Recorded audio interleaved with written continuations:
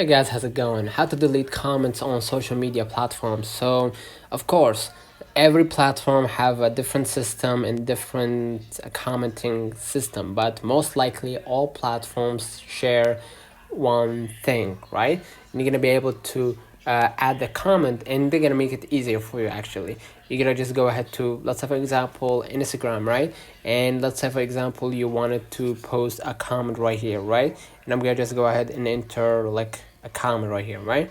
And basically what you're gonna do here for Instagram, for example, you're gonna swipe left right here and then delete the comment. Sometimes you're gonna be able to see three dots next to the comment, and you're gonna be able to delete that comment or archive that comment, right? And if you want to go to, let's say for example, TikTok, right? And I'm gonna just go ahead to the TikTok, and let's say I want to, comment on this one, right? And I'm gonna just say right here, uh, add this comment, right?